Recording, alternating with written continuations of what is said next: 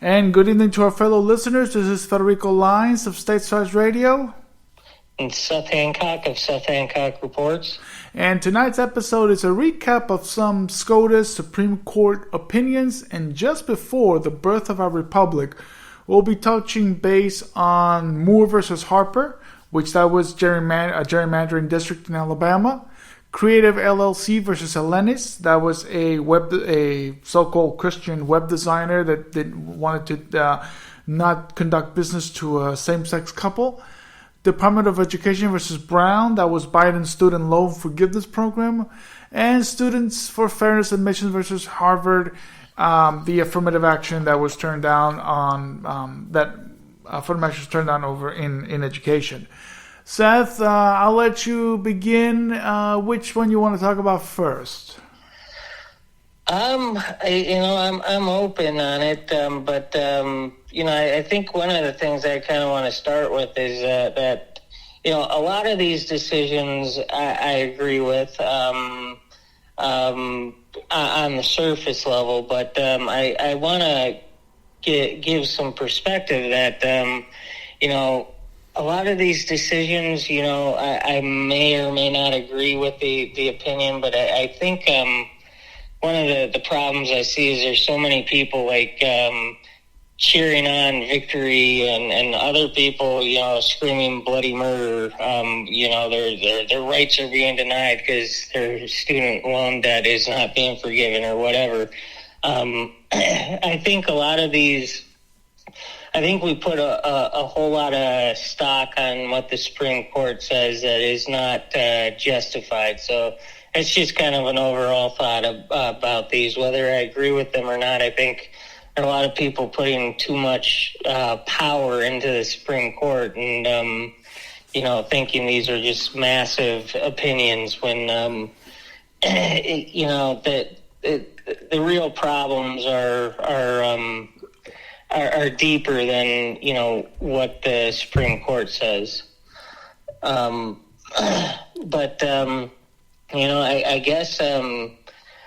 guess we can start. I think one of the cases that really says that to me is the affirmative action case. Okay. The Students for Fair Admission versus Harvard, and that had to deal with an Asian student who was denied admission even though he had better scores and better GPA than many of the other minorities that were being accepted, and that's because Harvard put the so-called diversity stuff in place to basically benefit certain minorities over whites and Asians, and even Asians had it worse than whites. I guess a white applicant would have a easier chance getting into Harvard than an Asian. So, I have a problem with the way those types of admission practices are working out. I think it should be off of merit and not skin color. I think it is racism in and of itself, but ultimately, the big problem is that the government steals our taxpayer dollars to give it to these universities. Otherwise, honestly, if it's a private college, a truly private college, Harvard is considered private, but they get tons of money from taxpayers.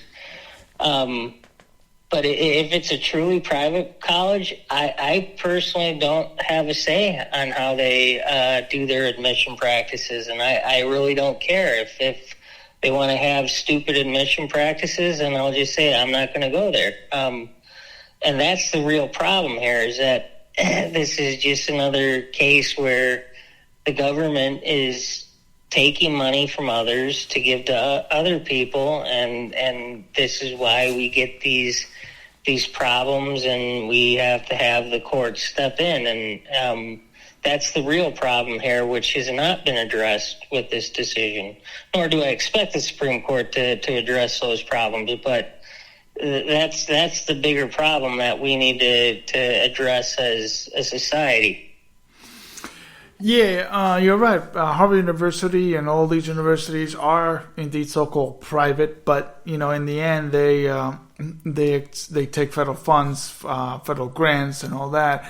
So does that really make them private? Still make them private, as I mentioned quite a few times. My private Catholic university, they used to one of my classes used to invoke the Lord's Prayer. That's fine. It's private. They can do that. Public schools, they can't do that because it was ruled unconstitutional. But yet, my private Catholic university of St. Thomas University here in Miami, Florida, they accept federal grants and they accept federal money. So then, does that really make them a GSC, a government-sponsored entity and public? Or, they shouldn't be able to recite the Lord's Prayer? So I question that, and because of that, every time the professor who was a priest would always recite the Lord's Prayer, I had to excuse myself and go to the bathroom because I'm not going to partake in that. Because if you're private, that's fine, but when you take federal funds, you better act to respect the First Amendment and all that. So yeah, and then with affirmative action, the federal government has always made divisions, always have made that division towards citizens and states. You had that. I think it's the negative effect of Plessy versus Ferguson. I think they are giving privilege to one race and not the other. Now, I'm not saying, of course, I'm saying that Plessy versus Ferguson was a wrong decision. But I'm also saying that the invention of affirmative action is even wrong or equivalent to Plessy versus Ferguson. Because, the government's not here to create privilege under law. It's to create equality under law and to create it by merit, not by race, and not by race on getting a better education, a better job, based on race. So I think, the courts, they are just making a little more divisive, and they are, they're just making more divisions towards America, and it's always the federal government that's doing the meddling, and creating these divisions. Started with FDR and etc. So, I don't favor one or the other. I just don't want the point that. I did try to read a little bit, but they didn't make it. The point is that they have to stop giving federal funds to these universities. But of course, you're not going to see that because the 16th Amendment guarantees that, and you have legislators and members of the Senate that would rather give money to their alma mater, which is Harvard or Stanford or Duke University. Or University of Miami, their funds so they can buy votes. Yeah, and that's the problem is the government stepping in where the government has no authority to begin with, and shelling out tax dollars to their friends and. On that same point, while they took up this case dealing with Harvard, there was a case that the Supreme Court refused to pick up, which was the College of the Ozarks versus Biden, and that had to deal with the U.S. Department of Housing and Urban Development trying to force all schools, including private schools, and in this case, College of the Ozarks is a truly private school.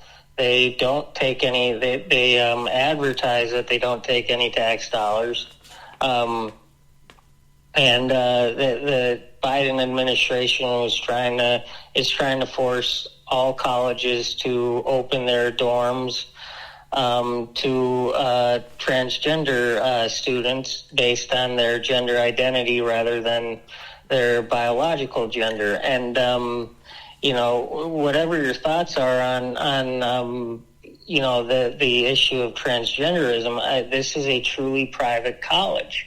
The government doesn't have the right to force anything on them. But here the government is trying to, and the Supreme Court refuses to hear their case. So it really comes to that point is the real problem, which, conservatives can cheer on this affirmative action opinion all they want. They have a pathetic Republican Party that will never do anything in Congress. Congress is completely neutered. They don't want to actually do their job and address these real issues. And, that's the real problem. And, you can share on these court opinions all you want, but I don't think you've won anything. But you act as you have, and you really haven't until, we get Congress to do its job and cut off all funding from places that the government has no business funding. But, the party that claims to be for limited government never does that. So that's the real problem. Yeah, that is the real problem. But yet again, the real problem is, Congress has a established right, which is under the 16th Amendment. So Congress will, just continue to fund carelessly into that. And, I guess they took this case because, I imagine half of the Supreme Court probably has a Harvard degree or honorary degree, right? So they had to take it, and they're not going to take some little schmill college as much private. So, yeah, that's why I wasn't too keen to read this opinion because, I don't oppose, I oppose affirmative action, but I also oppose Plessy versus Ferguson because, like I said, both give privilege to one race and not the other, and that's not what government's supposed to do, both federal and state. But this, the other case that's very similar is the Biden Student Relief Program, where the Supreme Court struck it down. And, is this the only one that they're going to strike down a federal funding program? Why don't they strike down Department of Energy's or Department of Housing Urban Development programs, where, again, government has no official backing to let me backtrack. Congress does have that authority to tax and fund, but in education, Congress has no authority. Congress just took that upon themselves to say, hey, we got this amendment, we can pass whatever we want, we can fund whatever we want, we'll just start funding education. And, of course, you had the Department of Education, all that. So, again, this was another one that, it creates a type of emotional stress and, and bitterness and a sense of emotional reaction where, in the end, I went to college, and luckily I didn't have to go into debt. And why should other people, get this relief? It's just like the auto bailouts. Why are you bailing out GM Motors? If GM Motors can't make a simple good car, then they go belly up, plain and simple. The same thing with the banks. If they can't make a simple transaction, then they should just be out of business. And it's very, people get emotional, and this is an emotional case, but there's no emotions with the law. There's no emotions with the Constitution. It's fair and simple. So this is another one that I didn't fear to read about it because I have no interest in federal government funding. Yeah, and in this case, I think a big part of the reason the Supreme Court struck it down was because this was Joe Biden trying to act unilaterally using the HEROES Act dollars, which was supposed to go to 9/11 victims' families. It's just, a bogus attempt by Joe Biden. I think, of course, he didn't have authority to do that. But, if Congress came in and wrote a bill, and again, going back to the pathetic Republican Party, don't be surprised if they were to cave on this to do something for student debt relief, because there's a lot of Americans who got a lot of debt, and so they're voters. And Republicans are just like the Democrats; they want to buy votes. But, if Congress were to do it, I think the Supreme Court would be perfectly fine with it. And I wouldn't be, because this is not authority that the Congress, that the federal government writ large does not have authority to cancel people's debt. But I think that's a big part of why that case went the way it did, was because it was really a stupid plan by Joe Biden. But this is, when it comes to colleges, and for students who do have debt, I'm not going to act like I don't understand their problems, because there was a podcast I was listening to yesterday with people I generally agree with, but they were upset with this decision, and they made legitimate points, yet I think they're wrong in the end, that, we're giving billions of dollars to Ukraine. There's all this massive corporate welfare going out there, and the courts won't do anything to help the little guy. And I get that argument, but I'm opposed to corporate welfare just as much as I'm opposed to student loan debt forgiveness. So, I'm against the government creating this dependent, entitled society that we have. And I just think of, we wouldn't have these problems. If you go back to like the 1970s, it wasn't that long ago. People could actually work and save money to pay for a college degree, to even buy a car, to even buy a house. People could save a lot easier. And we've got a government that's involved in everything, and it's causing prices to rise. When it comes to colleges, if colleges had to compete, if we had an actual free market in education, colleges would have to compete with each other.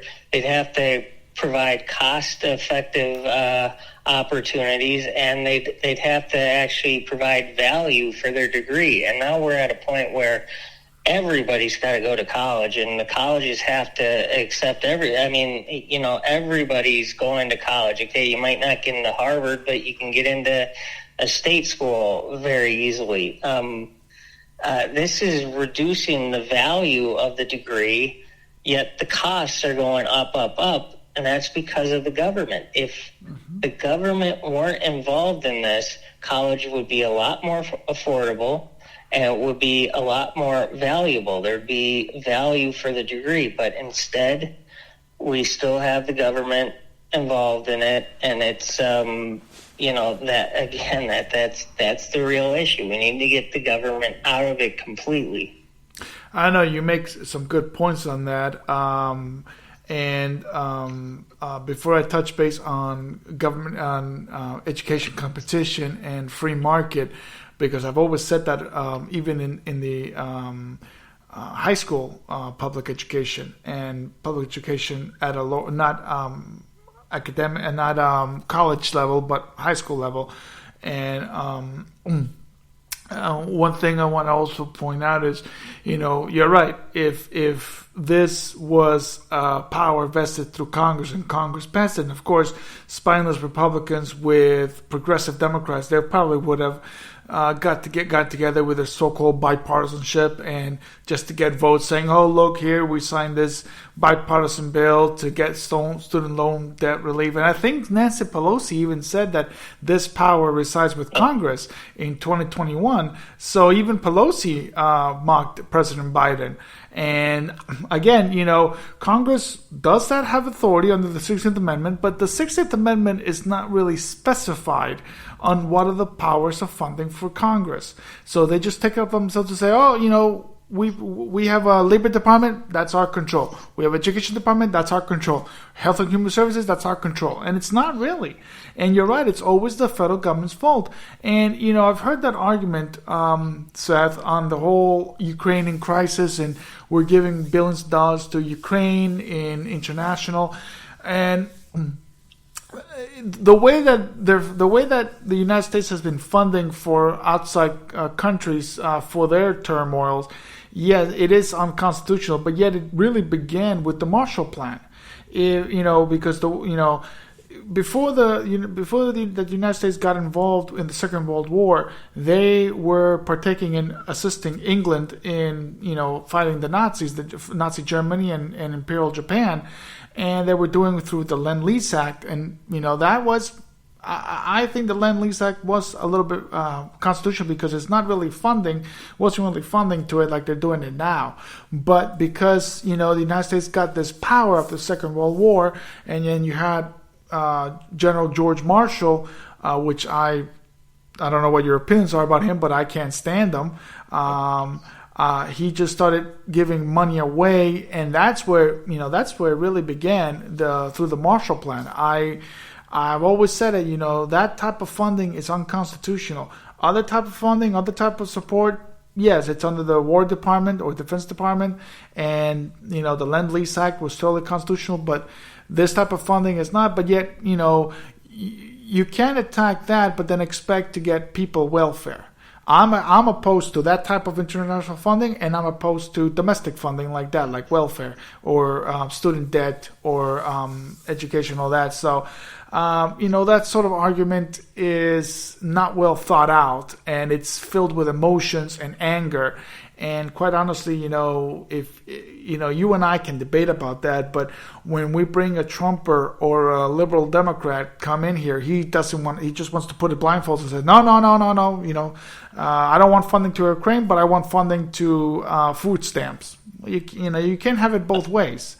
So, and then on the free market, that I want to touch on that, you're absolutely right. If federal government did not have the stranglehold, and as well as in some states that have an abusive education department and state government on that, if they didn't have that monopoly on education, I'm pretty sure that the private schools will be more competitive, will be more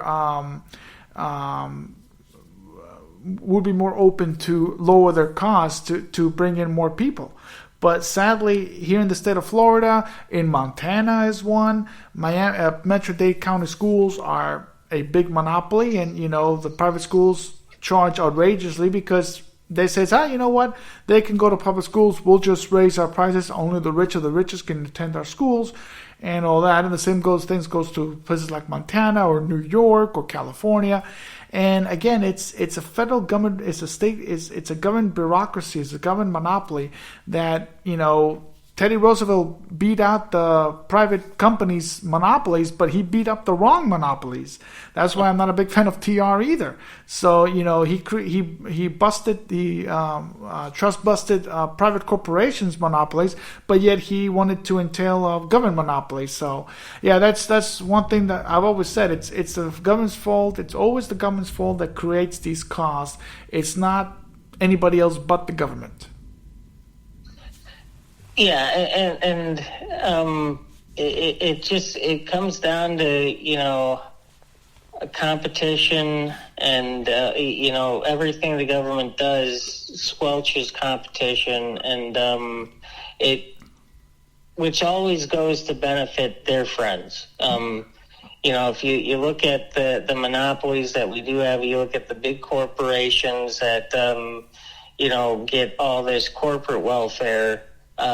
It's always friends. It's always people. I mean, you just look at the COVID era, and all these politicians who have, and it's Democrat and Republican, who have stock in these big pharma companies and stuff, and that's how government operates. They protect their friends and they harm their enemies, and this is why government needs to be reined in back to its proper authority, and focus on the real job of government is to protect our liberties, and they don't do that at all anymore. Sorry.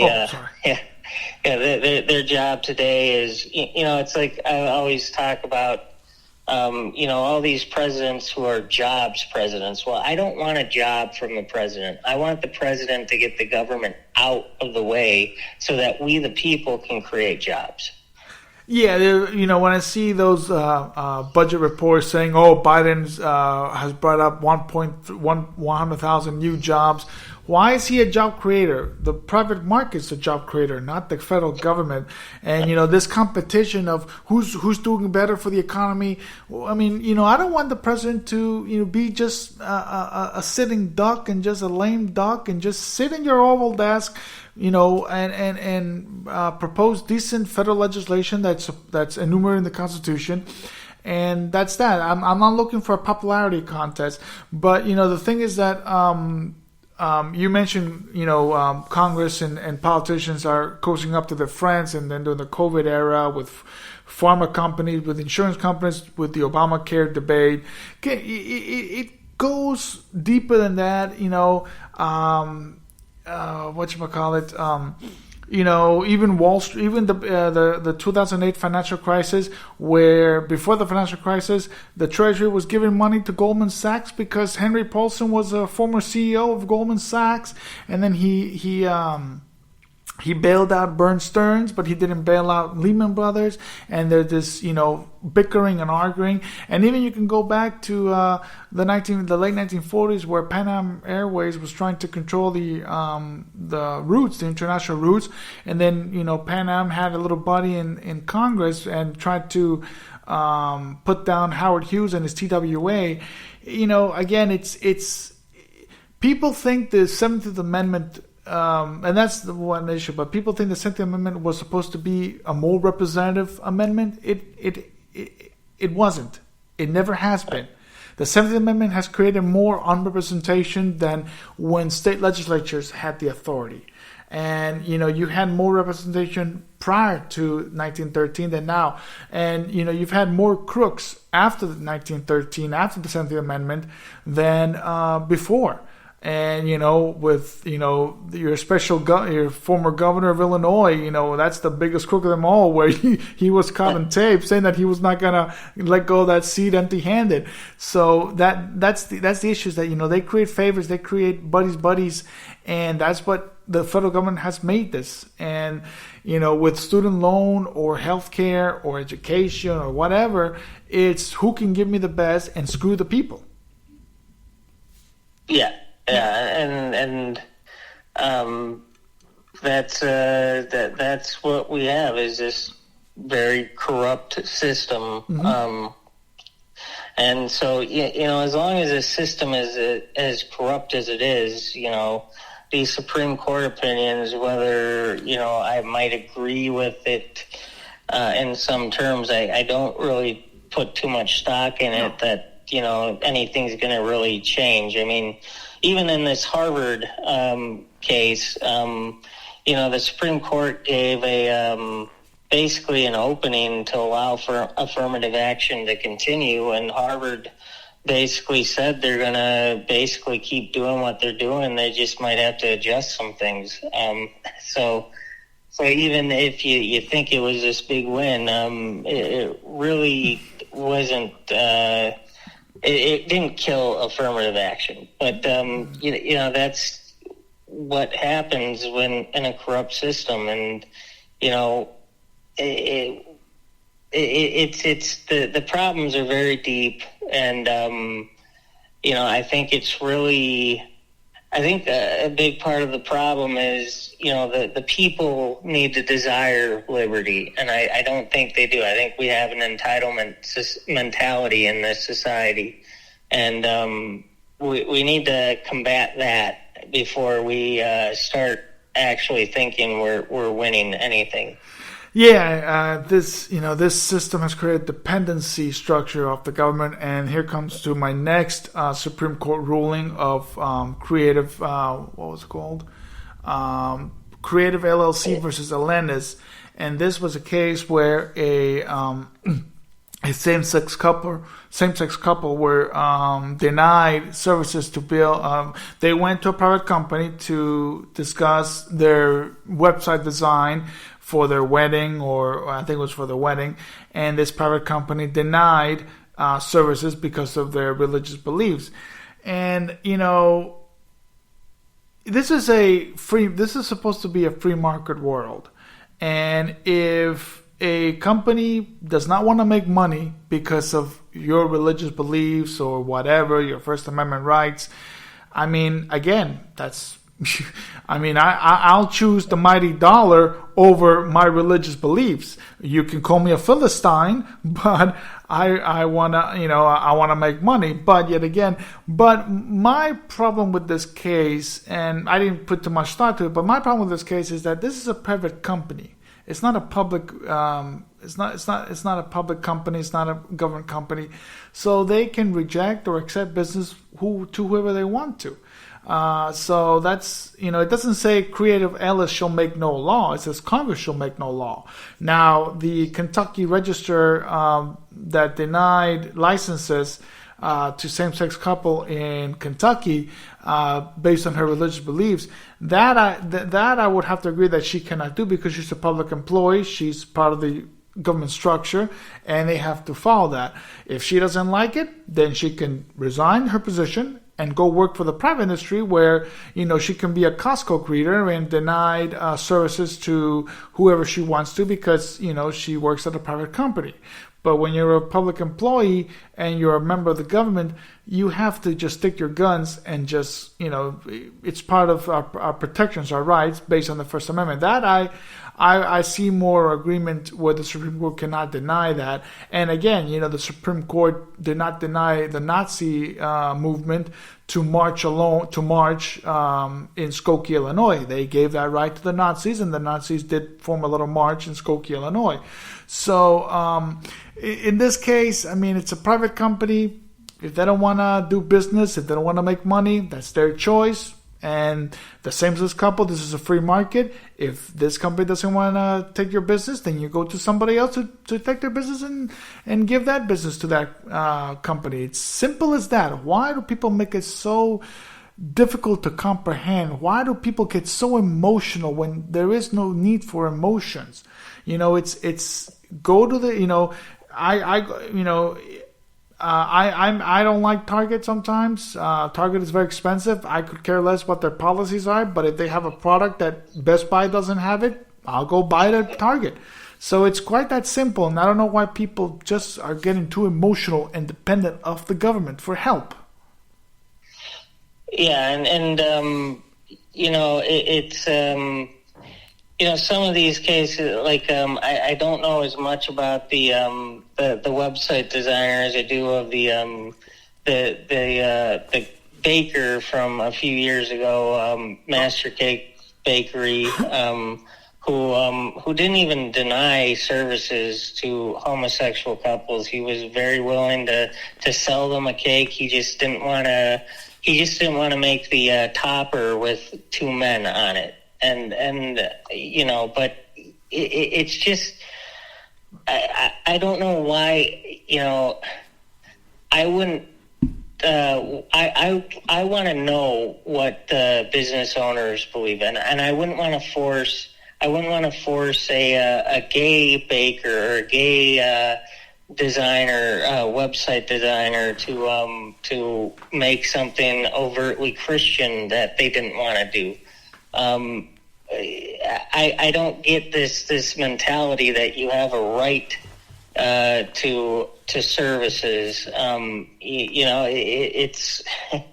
It really comes down to this. This is how the market works. You don't like what this business does for whatever reason. Maybe it's not even political. It's just they make bad products, so you don't go there. I mean, this is the way the market's supposed to work. And, sometimes you choose to go somewhere because they have the best value for their products. Sometimes you go somewhere because you like the owner's beliefs. I mean, it's that this is how the market operates. And so this is what we should strive for is more freedom and free markets. It's just I don't understand the mentality that I have a right to get services from somebody else, even if that person doesn't like the services I'm trying to get from them. There's plenty of options. I mean, I don't know how many website designers there are in the country, but I'm sure there's enough that you can find somebody who's willing to do business with you. So, it's free markets. The government should butt out, and it's that simple. Yeah, no, it is I've been, again, people get too emotional in these situations, and I've seen articles comparing this victory to, again, Plessy versus Ferguson or all those segregation cases. I mean, denying accommodations to individuals based on their race. Again, the thing is that the Constitution does protect individuals based on race, not to be denied any services. These same-sex couple, they were not denied a drinking fountain. They were not denied separate bathrooms. They were just denied that this web designer did not want to do their website. They weren't denied any human basic decency. They were not denied that they had to go back to the bathroom across the street, and they couldn't use their bathroom in the office building. Unlike what was going on in the 50s and the 60s. So, also, again, the 14th Amendment says about race, and that's why all those segregation laws were unconstitutional, because they were going against equality in the law, not privilege in the law. And, it's funny that I think Gorsuch was the one who, was it Gorsuch who wrote the opinion for this? I think he was. He did. I think Gorsuch wrote the opinion for this, and yet he wrote the opinion back in 2020 about invoking same-sex and gender identity rights into the Civil Rights Act. This is the problem that I have with Supreme Court justices, that you don't know where the hell they're going to stand. They go up to the confirmation hearings, and they say, "Oh, I'm not going to overturn Roe versus Wade, or I'm going to support this," or you don't know where they're going to stand. They just say what they're going to say just to get into that high cushy chair.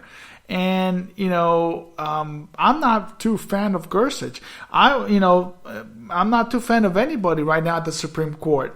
The only person that I think he stuck to his guns is Antonin Scalia. He said what he said, and he would have probably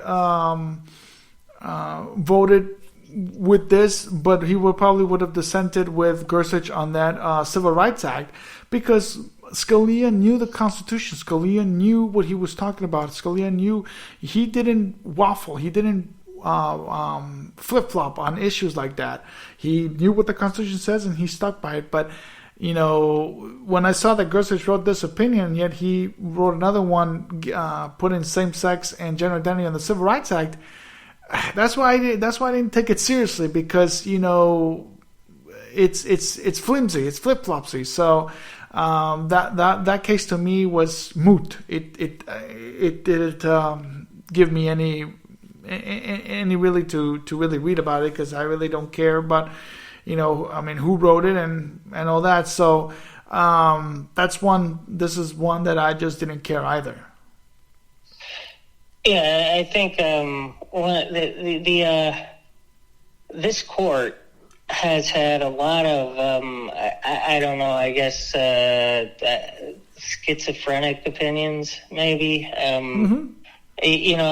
Recently the court voted 9-0. It was unanimous to allow the IRS to basically have access to people's bank documents who aren't even under investigation without their knowledge, if they're related in any way to somebody who is under investigation. That's just very disturbing to me. And that was 9-0.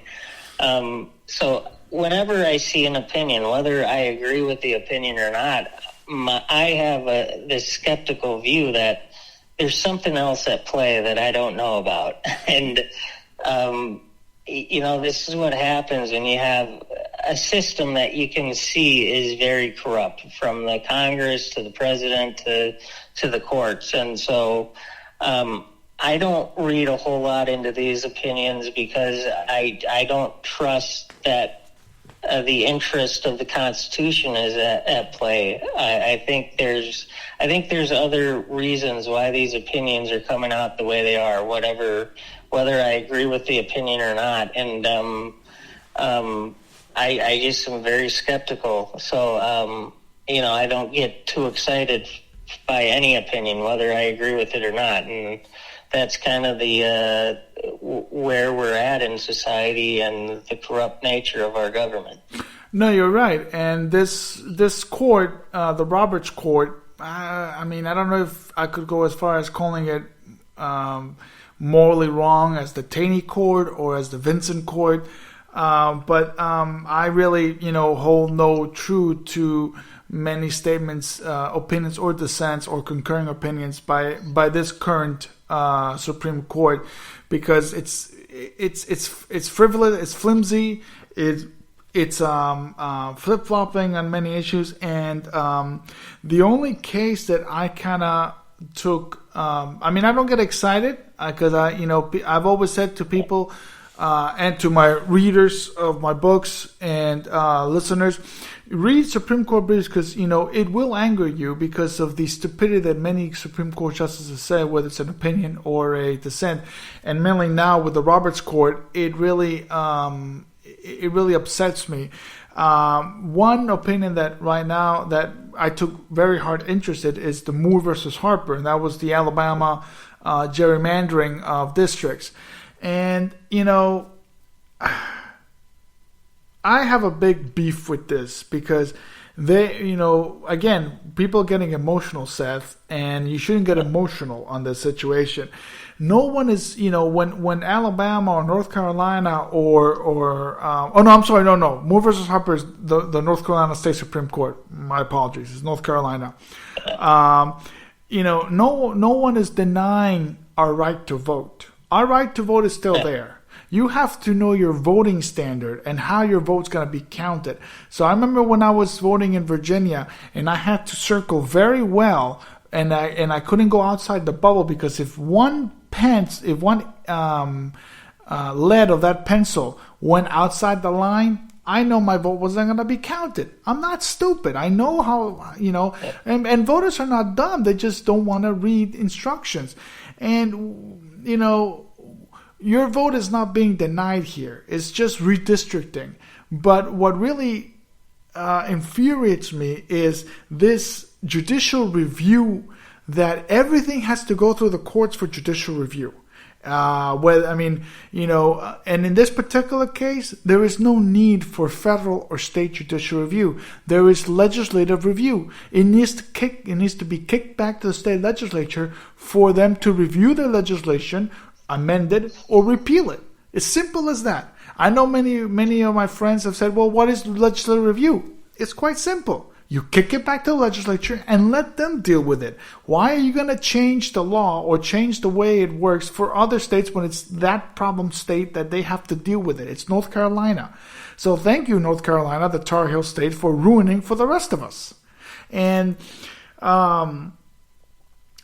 if, with this new, with now the Supreme Court saying that judicial review now applies to state courts, does that mean that Al Gore, here's a sarcastic question, Seth, does it mean that Al Gore can now claim his presidency in 2000 and say to the people that he will be the next president of the United States? Because if the courts are now accepting judicial review by the state courts, that means that Florida Supreme Court stands and not the Supreme Court of the United States versus Bush versus Gore. So, it's an attack of federalization of state electoral law. Something that I really started about it.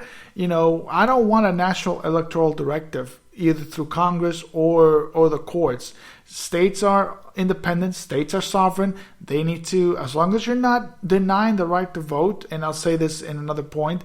And you're just creating districts or creating voting standards, and you're not denying that person's right to vote, then by all means, without any so-called judicial review, thanks to John Adams on his stupidity. Yeah, and we need to remember that elections are run by the states, and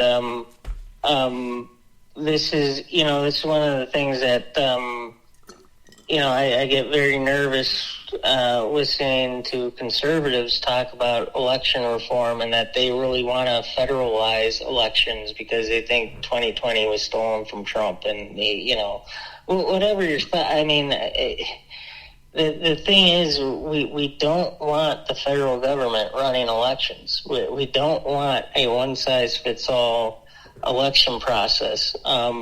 I think there's some interesting things happening with, I forget what it's called, the ranked choice voting. I think that's an interesting concept that's been tried out in some areas, but if we get the federal government involved, we won't have places trying out these new types of things. And like in this case, with redistricting, I live in Illinois, and I think Illinois is one of a few states that's very well known for crazy congressional maps. And I do think it's a problem, but that needs to be addressed by the state. And you're right. The federal government has no business offering an opinion on this. So, it should have never even been heard by the Supreme Court, let alone have an opinion made about it. No, you're right, and neither the federal court has a right to judicial review or the state court.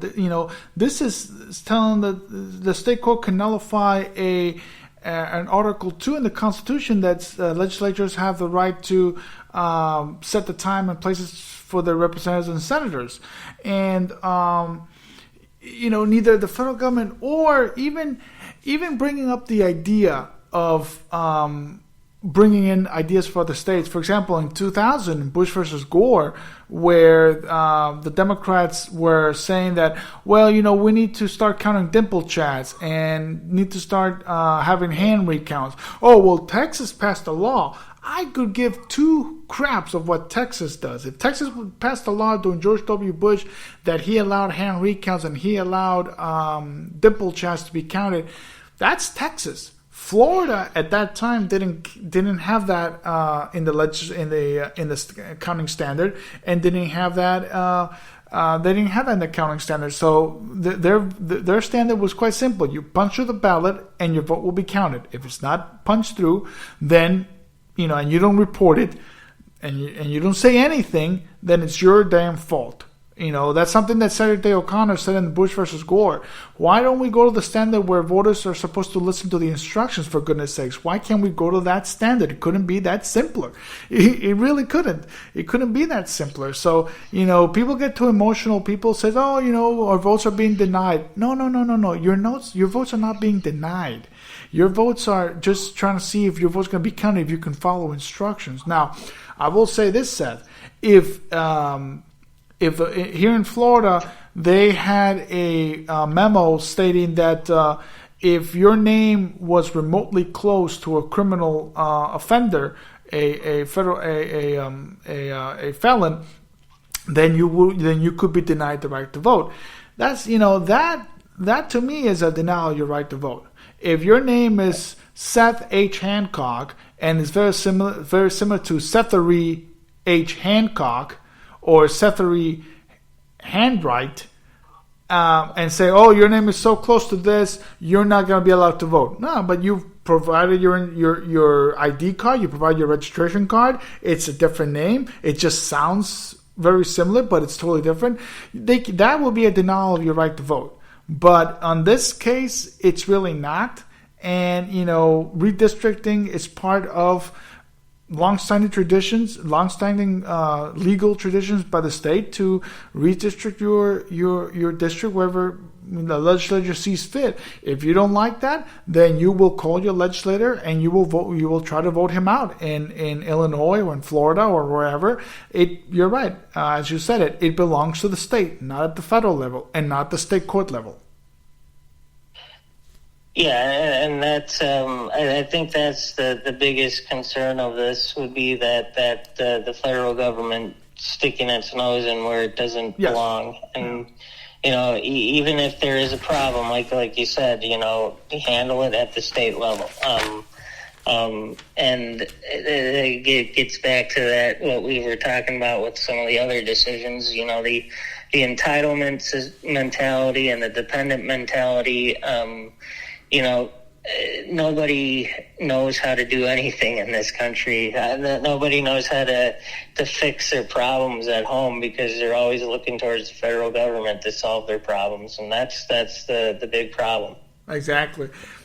So we're coming to our end, Seth. What is your on this 2 more days, and it's the birth of a republic?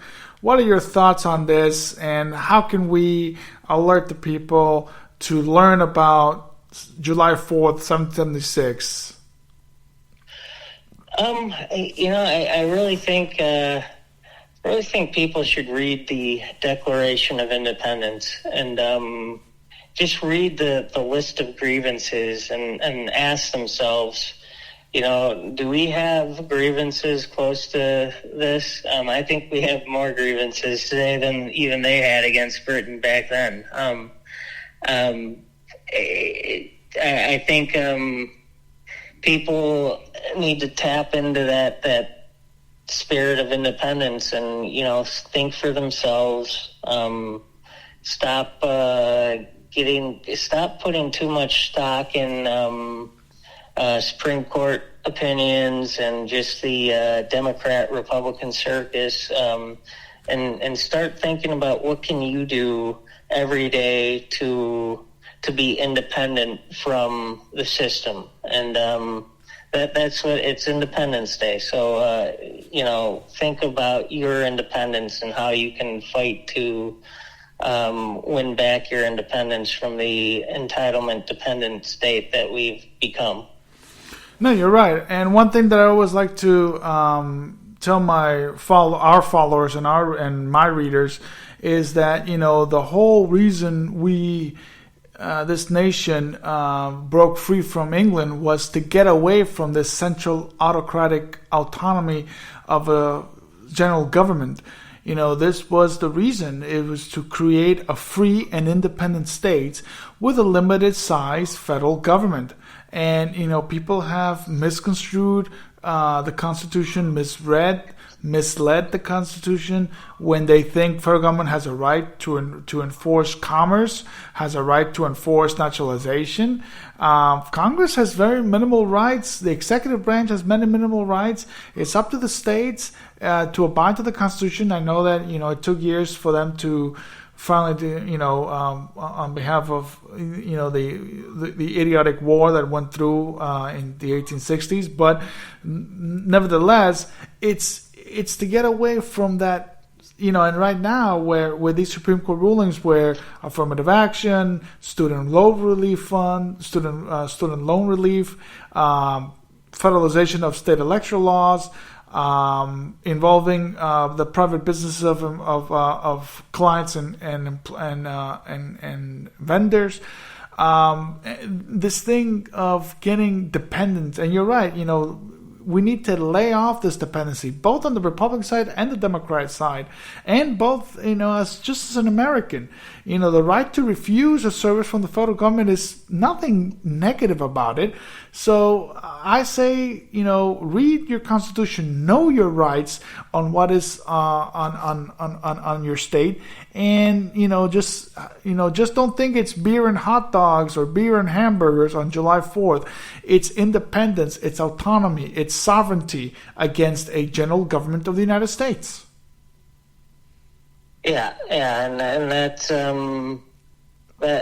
what we need to tap into is just our individuality and our independence, and I'll just, a few years ago I wrote something for the Liberty Loft called Independence Day in an Age of Dependence. And,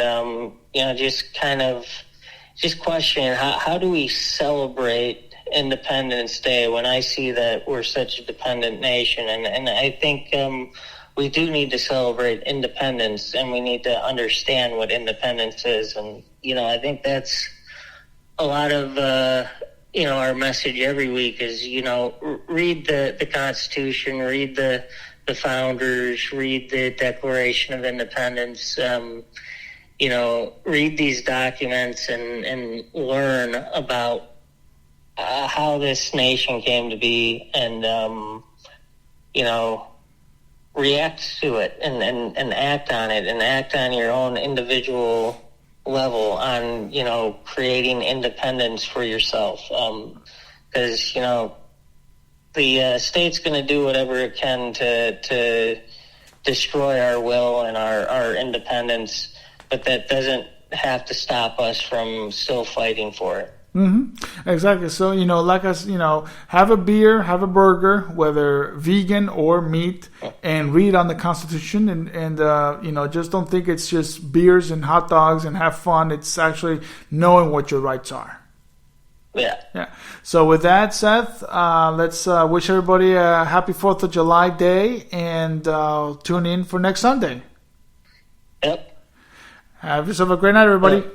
Yep. Good night.